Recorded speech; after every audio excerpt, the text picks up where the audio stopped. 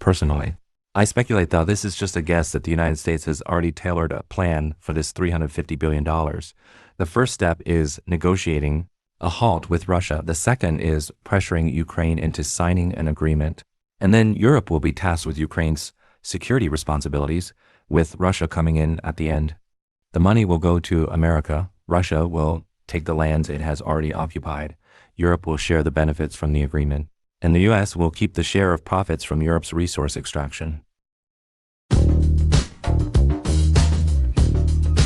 Hello everyone, I'm Jeffrey. This is Just Spit Out. Today, I want to discuss why Trump wants $500 billion. There's a lot more to this than meets the eye. Zelensky is a great actor. As president, his capabilities might only make him seem like a traitor. But as an actor, he certainly has the talent. This might be the main reason he became president. Let's not go too far back, but take the agreement Trump is working on. America claims it's worth $500 billion, but at first, Zelensky absolutely refused. America got very upset. Doesn't this seem like Ukraine is losing out? This deal is impossible to make, and it shows that in Ukraine's view, its value and potential have been greatly underestimated. But if we think about it, are the mineral resources and infrastructure worth $500 billion?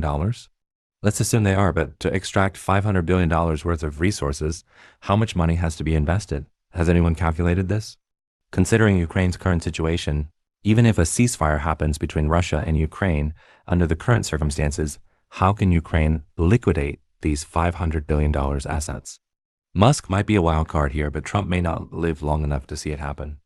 Zelensky's crying, shouting, and dramatic antics give the impression that Ukraine is worth far more than $500 billion. But in reality, it's practically worthless. Anyone daring to invest in this business absolutely cannot do it because the short-term risk of liquidation is too high. It could very well be a pitfall. This is probably a drama only Zelensky could pull off.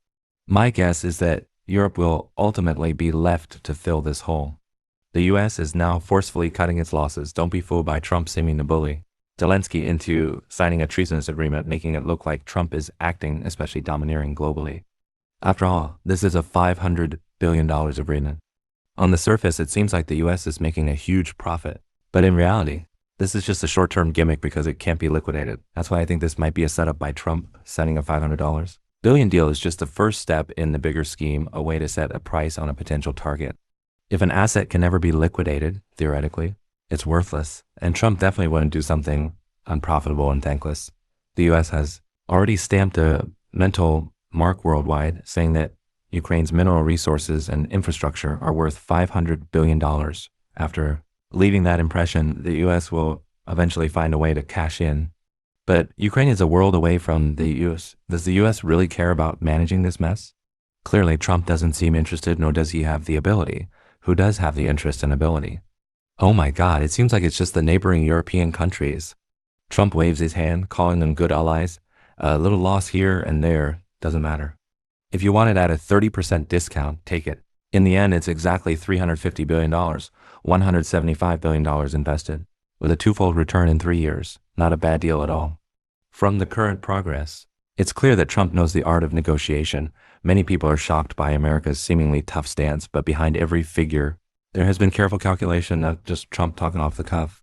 Previously, the Biden administration publicly announced that aid to Ukraine was about $170 billion. But the most recent figure from Ukraine is under $100 billion. Initially, Trump set the amount Ukraine would need to repay at $350 billion, later raising it to $500 billion. The rising numbers behind this actually carry great significance. It relates to how the U.S. will handle Russia, Ukraine, and Europe's needs in future ceasefire negotiations. As mentioned before, the U.S. started with a $350 billion figure, later raising it to $500 billion. Why the change? It's likely that $350 billion was America's true bottom line, but considering the feelings of allies, a bit of negotiation art was added, bumping the number to $500 billion. Naturally, many will ask, even if Europe is a big sucker, will they agree to shell out $350 billion? Probably not. Trump has already thought this through. The EU won't need to pay because someone else already has Russia. When the Russia-Ukraine conflict broke out, the US and Europe froze about $300 billion of Russia's financial assets.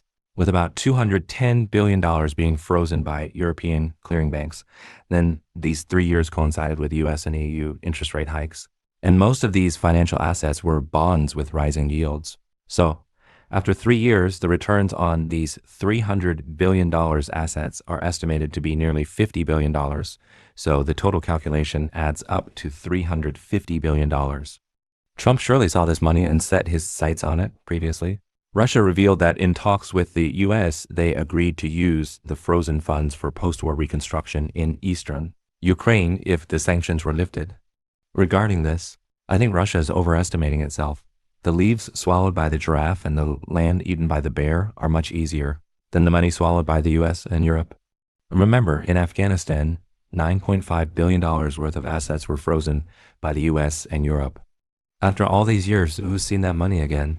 Forget about the Taliban and the bear. Even if the King of Heaven came, he wouldn't get the money America swallowed back, unless he kills the US, which would be more painful than swallowing it.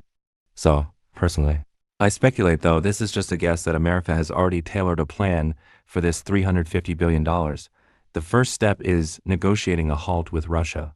The second is pressuring Ukraine into signing an agreement.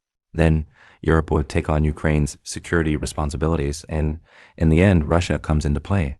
The money goes to America, Russia gets the land it has already occupied, Europe shares the benefits of the agreement, and the US keeps the profits from Europe's resource extraction. This is the basic outline of the entire Russia-Ukraine ceasefire agreement. Appreciate your listening. Love you guys. I'm Jeffrey. This is Just Spit Out. Hit the subscription for more observations. I will see you next time.